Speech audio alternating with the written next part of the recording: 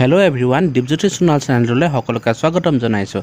আজি মই লৈ আহিছোঁ এটা পনীৰৰ ৰেচিপি। তেনেহ'লে পলম নকৰি বলক ভিডিঅ'টো আৰম্ভ কৰোঁ।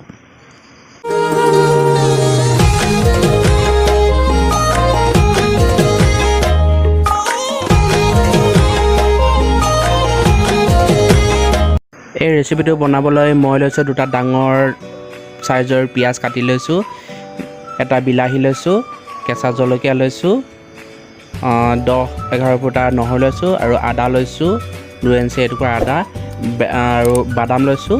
আপোনালোকে বাদামৰ সলনি আপোনালোকে কাজু বা কাবেলি চানাও ব্যৱহাৰ কৰিব পাৰে। মোৰ ওচৰত কাজু আৰু কাবেলি চানা নাই, সেইকাৰণে মই এনেকুৱা ধৰণৰ বাদামকে ব্যৱহাৰ কৰিছোঁ। এতিয়া এইখিনি মই এই গ্ৰাইণ্ড মেচিনত মই এইখিনি গ্ৰাইণ্ড কৰিম।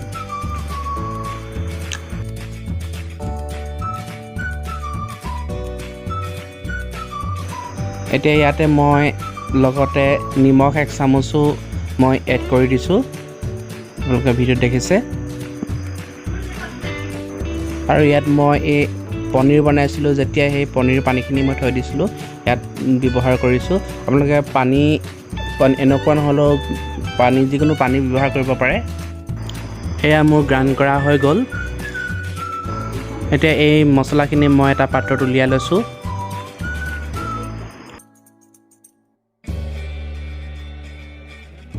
এতিয়া মই এখন কেৰাহী পাতি লৈছোঁ। আপোনালোকে কেৰাহী বা পেন এখন পাতি ল'ব আৰু তেল ঢালি দিছোঁ। মই তেল প্ৰায় 5-6 চামুচে মই লৈছোঁ।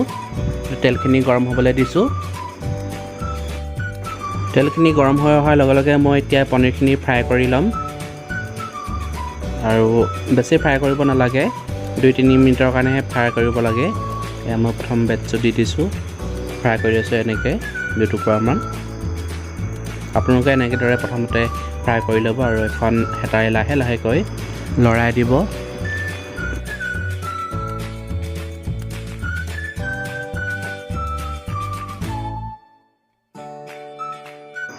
এয়া পনীৰখিনি ভজা হৈ গৈছে। এতিয়া মই এইখিনি উলিয়াই ল'ম। এয়া উলিয়াই ল'লোঁ।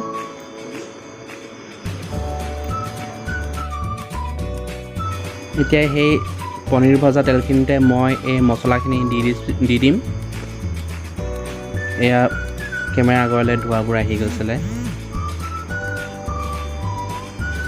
এনেদৰে মছলাখিনি আপোনালোকে দি দিব আৰু এনেদৰে লৰাই থাকিব।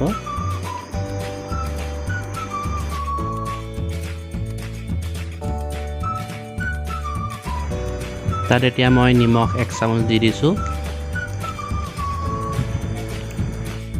আৰু হালধি 1 চামুচ দি দিছোঁ। এই দেখিছে আপোনালোকে ভিডিঅ'ত। আৰু দিছোঁ মই গৰম মছলা 1/2 টেবুল স্পুন আৰু ৰেড চিলি দিছোঁ আৰু দিছোঁ জিৰা পাউডাৰ 1 চামুচ। এতিয়া এই মছলাখিনি মই এখন হেতাৰে এনেদৰে লৰাই দিছোঁ। আপোনালোকে এনেদৰে লৰাই দিব, সকলো মিহলি কৰি দিব।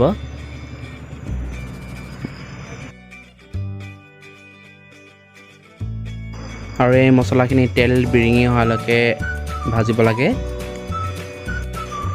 লাহেকৈ এয়া তেল বিৰিঙিবলৈ ধৰিছে, আপোনালোকে ভিডিঅ'ত দেখিছে।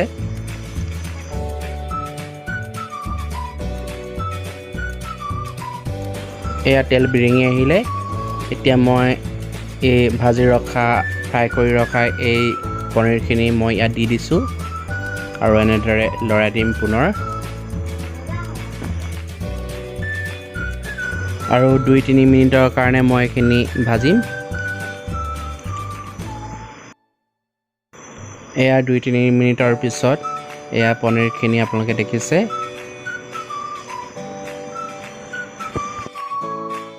এতিয়া তাত মই পানী দিম।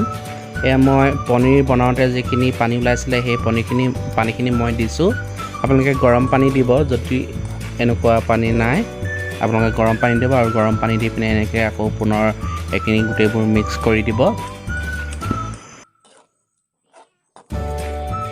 আৰু এই পনীৰখিনি 7-8 মিনিটৰ কাৰণে মই এতিয়া এই পনীৰখিনি মই ঢাকি ৰাখিম। এয়া 7-8 মিনিটৰ পিছত এয়া তৈয়াৰ হৈ গ'ল মোৰ পনীৰ মছলা গ্ৰেভি।